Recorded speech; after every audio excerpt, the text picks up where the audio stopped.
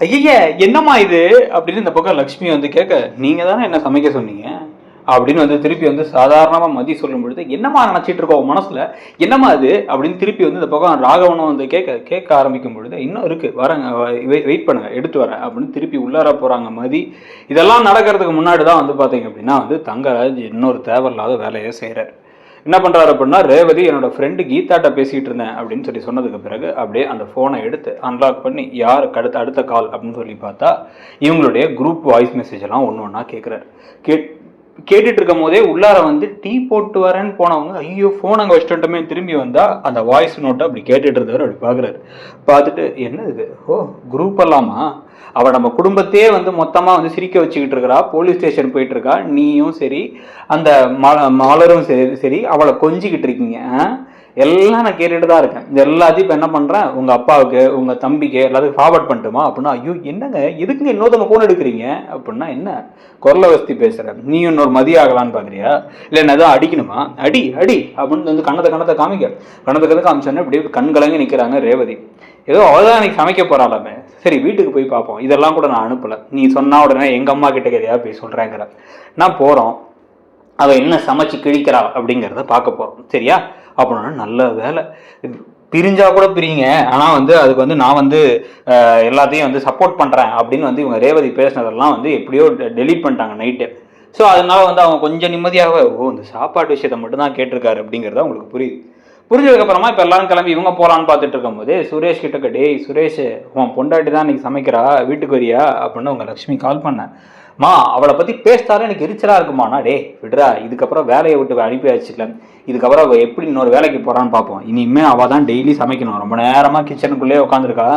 இன்னும் உட்காந்துருக்கட்டும், இதுக்கப்புறம் அவளுக்கு வேலைன்னு உட்காந்து வீட்லேயே அவளை உட்கார வைக்கிறனா இல்லையான்னு பாரு அப்படின்னு வந்து சொல்லி அவள் திமிர அடக்கிறோம்டா, என் முன்னாடி என் பிள்ளைய அரைஞ்சவ அவளை என்ன பண்ணுறன்னு மட்டும் பாரு அப்படின்னு லக்ஷ்மி பேசிக்கிட்டு இருக்காங்க. பேசிக்கிட்டு இருக்கும் போதே வந்து நிஜமாவே சேலட் தான் செய்ய போகிறாளா நீ அவ அப்படின்னு சொல்லிட்டு கால் பண்ணுறாங்க ரேவதி மலருக்கு. அவள் என்னன்னோ இன்னும் சொன்னா, என்ன செய்யறானே தெரில, என்ன நடக்க போகுதுன்னு தெரியல அப்படின்னு வந்து இவங்கெல்லாம் பேசினதுக்கப்புறம் பார்ப்போம் அப்படின்னு சொல்லிட்டு வந்து ஃபோனெல்லாம் வச்சதுக்கப்புறமா தான் வந்து பார்த்தீங்க அப்படின்னா வந்து இப்போ மதி வெளில வராங்க. வெளில வந்துட்டு கொஞ்ச நேரத்தில் ரைஸும் ரெடி ஆகிடும், ரெடியானே சாப்பிட்லாம், நான் எடுத்து வந்து வைக்கிறேன், அதுக்கு ஒரு 10 நிமிஷம் நான் ரெஸ்ட் எடுத்து வரேன் அப்படின்னா, எதுக்கு ரெஸ்ட்டு, என்ன ரெஸ்ட்டு அப்படின்னா, வேலை செஞ்சது நான் தானே, நீங்கள் சும்மா தானே உட்காந்துருந்தீங்க அப்படின்னு சொல்ல, என்ன சும்மா உட்காந்துருந்தேங்கிற, நான் சமைச்சு இப்போ போடாமலா இத்தனை பேர் வளர்ந்தாங்க அப்படின்னா, சரி அது இப்போ நீங்கள் சும்மா தானே உட்காந்துருந்தீங்க, நான் வேலை செஞ்சுட்டேன்ல, கொஞ்சம் நேரம் போய் ரெஸ்ட் எடுத்துட்டு வரேன், நிறைய சமைச்சிருக்கேன் அப்படின்ட்டு போயிட்டு ரெஸ்ட் எடுத்துக்க போயிருக்காங்க. போன இப்படி பேசுகிறா பாதிவ அப்படின்னு வந்து சொல்ல, நீங்கள் எதுக்கத்த அவள்கிட்ட தேவையில்லாமல் பேசுகிறீங்க அப்படின்னா, என்ன இப்போ கூட அவள் சொல்கிறது தப்புன்னு சொல்ல மாட்டேற, அப்போ மனத்தை நினச்சிட்டு இருந்திருக்க, இவ சும்மா உட்காந்து நம்மளை அதிகாரம் பண்ணிட்டு இருக்கான்ட்டு, என் மாமியாரெல்லாம் எப்படி படுத்துனாங்க தெரியுமா அப்படின்னா, இதை தெரியும் அப்படின்னு போக, என்ன நீயும் மரியாதைலாம் போயிட்டு இருக்கியா, எல்லாத்துக்கும் ஒரு நாள் இருக்கு அப்படின்னு இவங்க பேசிட்டு நேராக போய் ராகவன் கிட்டக்க புலம்ப ஆரம்பிக்கிறாங்க. என்னத்தையோ சமைச்சு வச்சுட்டேங்கிறா அப்படின்னா, விடு நமக்கு தேவையானது என்ன, அவள் இந்நேரம் திமிரா வந்து செய்ய மாட்டேன்னு கூட சொல்லியிருக்கலாம், அப்படி சொல்லாத போதே அவளுக்கு மனசுக்குள்ள பயம் வந்துருச்சு. அவங்க அப்பா அம்மா வேற வீட்டுக்கு நான் கூட்டு போயிடணும்னா, ஐயோ வீட்டுக்கு கூட்டு போனால் என்ன செய்யறது, ஏற்கனவே வேலையும் இல்லையே அப்படின்னு யோசிச்சிருப்பா, நீ கவலைப்படாமல் இரு அப்படின்னு வந்து இவங்க பேசிக்கிட்டு இருக்கும் போது தான் அடுத்தடுத்து ட்விஸ்டெல்லாம் காத்துக்கிட்டு இருக்கா. அதுக்கு முன்னாடி தங்கராஜ் வேற வந்துடுறாரு. தங்கராஜும் ரேவதி இங்கே வீட்டுக்கே வர, என்ன ரேவதி சமையல் என்னங்கிறது உனக்கு தான் தெரியுமே, நீங்கள்லாம் ஒரு குரூப்பில் இருக்கீங்களே அப்படின்னு ஆரம்பிக்க, ரேவதி திரும்பி பார்த்தோன்னா அவங்க அம்மா காலில் விழுந்தது தங்கராஜுக்கு ஞாபகத்துக்கு வந்து, அவர் சரி என்னமோ வந்து சமைச்சிருக்கான்னு நீங்கள், அதுக்கப்புறம் வந்து இப்போ வந்து எப்படி மதி சமைக்கிறான்னு பார்க்கணும்ல முதல் தடவை, அதனால தான் வந்துட்டோம் அப்படின்னு சொன்னதுக்கப்புறமா பாக்கியராஜும் பார்த்தா உள்ளார வர்றாரு. பாக்கியராஜ் நீ என்னடா உள்ளார வந்துட்டு அதுக்குள்ளார அப்படின்னா, இல்லை லஞ்சுக்கு இன்னைக்கு வீட்டுக்கு வேணா வரீங்களான்னு சொல்லிட்டு மலர் கேட்டா அப்படின்னா, ஐயோ சும்மா கேட்டேங்க அப்படின்னு வந்து அவங்க சொல்ல, உன்னை போகணும் 1 ஹவரில் போகணும், பெர்மிஷன் போட்டு சாப்பிட வந்தேன் அப்படின்னு அவரும் வேற சொல்லிட்டு வந்து உட்காந்துருக்காரு. எல்லாரும் உட்காந்துருக்க, இப்போ ஹைப் ரொம்ப அதிகமாக இருக்கே, அப்படி என்ன சமைச்சிருக்காங்கிறத பார்ப்போம் அப்படின்ட்டு ஏற்கனவே அவள் டீ கொடுத்ததே வாயில் வைக்க முடியாதபடி இருந்துச்சு. அப்படிங்கும் போதே சுரேஷ் வரார். சுரேஷ் ரூம்குள்ளார போக ஐயோன்னு பதறிக்கிட்டே இப்போ லக்ஷ்மி போகிறாங்க. எதுக்கு பதறீங்க அப்படின்னு இவர் கேட்க, அவங்கள்ட்ட ரூமில் இருக்காங்க, இவ ஏதாச்சும் என் பிள்ளைய பண்ண போகிறா அப்படின்னா, இதெல்லாம் வெளில சொன்னால் பெரிய அசிங்கமாயிடும், அவன் ஒரு போலீஸ் ஆஃபீஸர், வீட்டில் பொண்டாட்டிக்கு பயந்துக்கிட்டு இருக்கான், உள்ளார கூட போக மாட்டான்றது என்ன ஆகுறது அப்படின்னு வந்து இந்த பக்கம் இவர் பேசினதுக்கப்புறமா, இல்லை மாப்பிள்ள அவனை நினச்சாலே எனக்கு கஷ்டமாக இருக்குது, நைட்டு குடிச்சிட்டு வந்து மாமாவும் தூங்கவே இல்லை, ஒரே பிரச்சனை அப்படின்னு மாற்றி பேசிக்கிட்டு இருக்கும் போதே உள்ளார இருந்து இவர் உள்ளார போக கதவை திறக்கும் போதே அங்கே கதவு கிட்டக்க நிற்கிறாங்க இப்போ மதி. சுரேஷோட முறைக்க மதியும் சுரேஷை பார்த்துட்டு வந்து வெளில போக, என்ன சமையல்காரி வேலை எடுத்துட்டியாமா, வேலைக்கு நீ தான் வந்திருக்கியாமா அப்படின்னு வந்து சொல்ல, அவ்வளோதான். இதுக்கப்புறம் டீச்சர் அம்மான்னு கையில் போயிட்டு குச்சியை தூக்கிட்டு போக முடியாதுல்ல, அதனால இதை தான் பண்ணி ஆகணும். கொடையை போட்டு வச்சுக்கிட்டு அப்புறம் காட்டன் சாரி கட்டிக்கிட்டுன்னு சொல்லிட்டு அந்த காலத்து பாரதி ராஜா ஹீரோயின் மாதிரி சுற்றிக்கிட்டு இருந்தியே அப்படிங்கும் போதே திரும்பி பார்த்து, எனக்கு எப்போ வேணாலும் நான் நினச்சா வேலை கிடைக்கும்,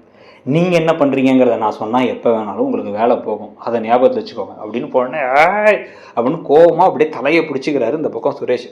தலையை பிடிச்சிக்கும் பொழுது இவங்க நேராக உள்ளார போயிட்டு இப்போ சமைச்சிச்சதெல்லாம் கொஞ்சம் ஒரு நிமிஷம் இதை மட்டும் சாட்டே பண்ணணும், ஒரு சாட்டே பண்ணிக்கிறேன் அப்படின்னு அங்கே போயிட்டு வந்து எதையோ வதக்கி விட்டுட்டு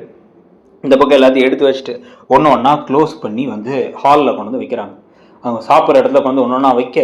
வச்ச உடனே வந்து என்ன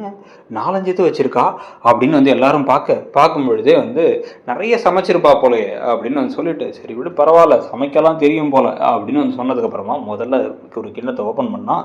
அதில் ரெட் ரைஸ் இருக்குது. என்ன அரிசி இது அப்படின்னா, இது ரெட் ரைஸ் ரொம்ப நல்லது, இல்லைனா நம்ம இதெல்லாம் வந்து இப்போ சுகர் இருக்கவங்க சாப்பிடக்கூடாது, ஏற்கனவே மாமாத்தைக்கெலாம் பிபி இருக்குது, இவரை கூட பார்த்தா சுகர் இருக்குன்னு நினைக்கிறேன் அப்படின்னு தங்கராஜை பார்த்து சொல்ல, அவருடைய முறைச்சி பார்த்தோன்னே அதனால தான் ஹெல்த்தி ஆப்ஷன் இதை வச்சுருக்கோம், இதை எப்படி சாப்பிட்றது, இந்த குழம்பே சாராதே அப்படின்னு வந்து கேட்டால், குழம்பு இல்லை, குழம்பு வச்சுக்கலாம், இது பண்ண வேணாம், இதுக்கு வந்து லைட்டாக வந்து நம்ம வந்து கேர்டு வச்சுக்கலாம், கேர்டு ப்ரோபயோட்டிக் தான் அப்படின்னு கேர்டை கொண்டு வந்து வைக்க, தயிர் சாதமா அப்படின்னு வந்து பார்க்கும் பொழுதே அடுத்து என்ன பண்ணுறாங்க, பாயில் பண்ண சிக்கன் அப்படின்னு அந்த சிக்கன் அதில் லைட்டாக உப்பு பெப்பர் மட்டும் போட்டிருக்கேன், பாயில்டு சிக்கன் தான் ப்ரோட்டீன் ரொம்ப நல்லது அப்படின்னு அதையும் வச்சுட்டு, இப்போ காய் வைக்கலையா அப்படின்னா காய் இருக்கே அப்படின்னு இந்த பக்கம் திறந்தா இந்த பக்கம் வந்து சீசர் சாலட் மாதிரி ஒரு சாலட் இருக்குது, அப்படியே வந்து எல்லாத்தையும் காய்கறியெல்லாம் கட் பண்ணி போட்டு லைட்டாக வந்து அப்படி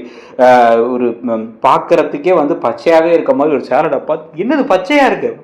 இருக்கா, இது சாலட் இப்படி தான் இருக்கும், சாலட் சாப்பிட்டது இல்லையா நீங்கள் அப்படின்னா, நாங்கள் என்ன ஆடா மாடா இலதலையை திங்கிறதுக்கு என்ன நினச்சிட்டு இருக்கேன், எங்களுக்கு குழம்பு வைக்கலையா அப்படின்னா, குழம்பெல்லாம் இல்லை, இதுதான் ஹெல்த்தியான ஃபுட், நீங்கள் என்ன சமைக்க சொன்னால் எனக்கு என்ன சமைக்க தெரியுமோ எனக்கு என்ன சாப்பிட பிடிக்குமோ அதான் செய்ய முடியும், ஆனால் குடும்பத்தில் யார் யாருக்கு என்ன பிடிக்கும்னு சமைக்கிறது இல்லையா அப்படின்னா, உங்களை ஒவ்வொருத்தவங்களுக்கும் ஒன்று சமைக்க தெரியும், சமைச்சா பிடிக்கும்,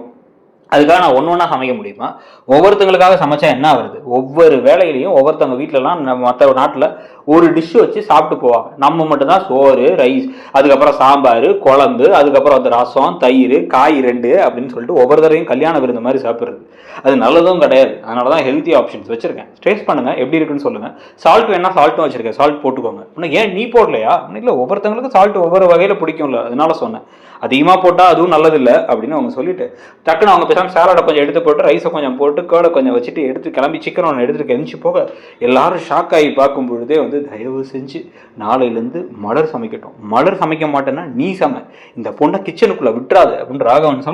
சொல்லும் பொழுதே வந்து ஹெல்த்தி ஆப்ஷன் அதான் கொடுத்தேன் அப்படின்ட்டு போய் மதியம் உட்காந்து சாப்பிட ஆரம்பிச்சிடுறாங்க. எல்லாரும் அவங்கள திரும்பி பார்க்கறது அப்படிங்கிற சம்பவங்கள்ட்ட தான் எப்படி இருக்கும்னு நினைக்கிறீங்க, உங்களை பொறுத்த வரைக்கும் இந்த கதை எப்படி போகுது அப்படிங்கிறதையும் சொல்லுங்கள். உங்களுக்கு இந்த மாதிரி அதிகம் சமைக்கிறத பற்றி இருக்கிற விஷயங்கள் அது சரியா தப்பா என்ன நினைக்கிறீங்கிறத சொல்லிட்டு இடம்பொருள் சேனலையும் சப்ஸ்கிரைப் பண்ணுறேன்னா சப்ஸ்கிரைப் பண்ணிக்கோங்க. தேங்க்யூ.